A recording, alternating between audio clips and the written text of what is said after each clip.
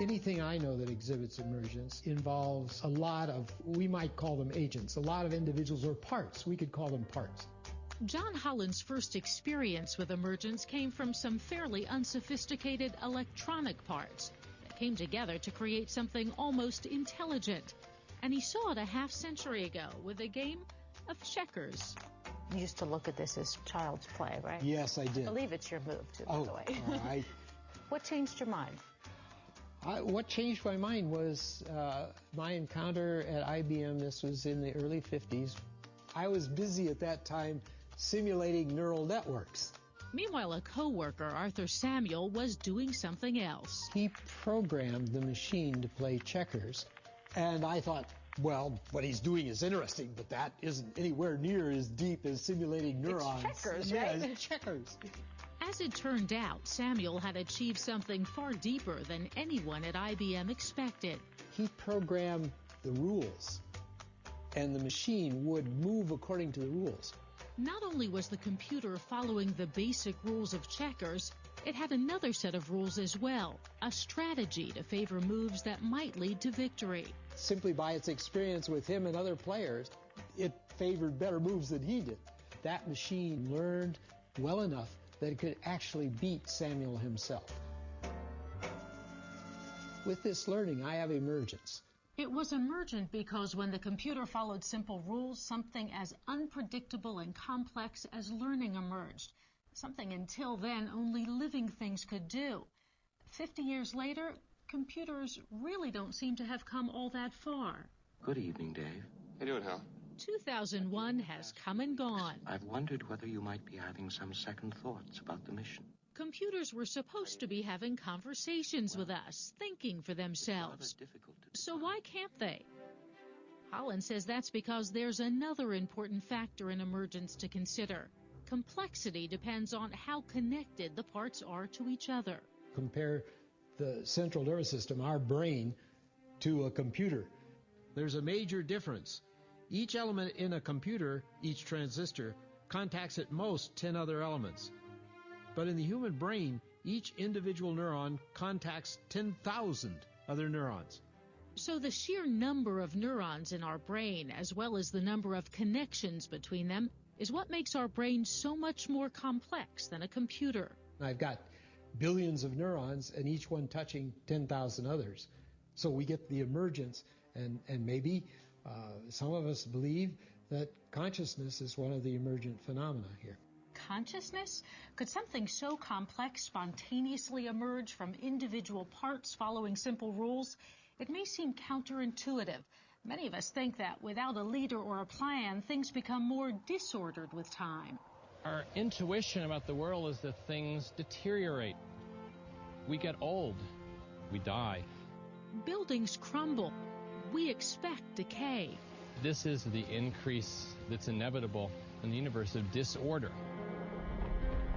But if order can emerge from disorder, could we actually expect to see something as complex as life itself emerge? Many of us believe that life follows inevitably as another emergent complex phenomenon.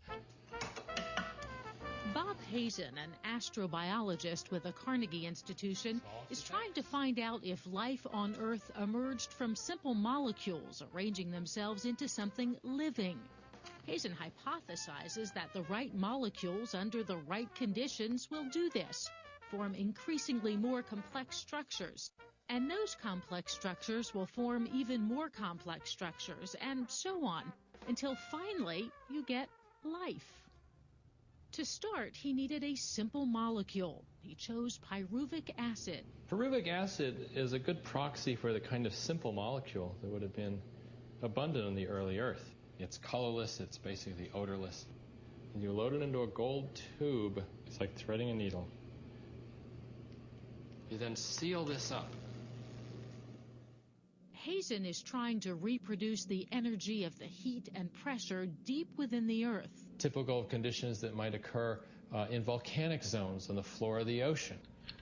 Seal this up. He pressurizes and heats the capsules to 250 degrees centigrade. It's like a pressure cooker. Emergent complexity takes place in any environment where you have lots of agents coming together, molecules coming together, and energy. And in a week's time, he's recreated the heat and pressure. The one thing missing is water. And that's the magic trick. Put it in water, and bingo. Those molecules self-organize into an enclosure, cell-like structures called vesicles, a structure which is essential for life. So here the agents are molecules. The rules are the rules of chemistry. What emerges is one step closer to something biological, an important first step towards life. And the origin of life must have been a sequence of emergent steps from simplicity to complexity. You go from the simplicity of volcanic gases like carbon dioxide and water to organic molecules. Still, a vesicle needs to capture energy and nutrients to grow, replicate, and divide before it can truly be a living thing.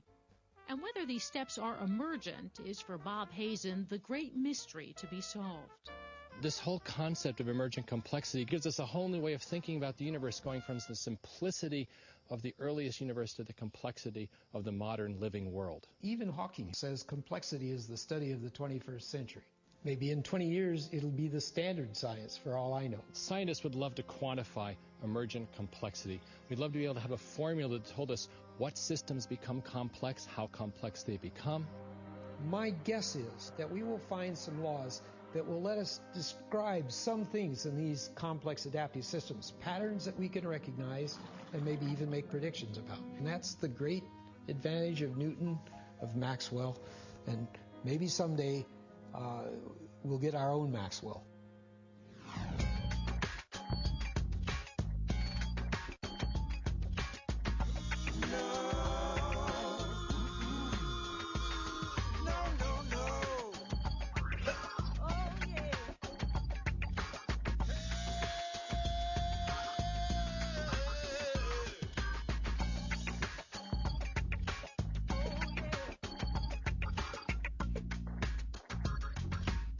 Was that voice in the wilderness?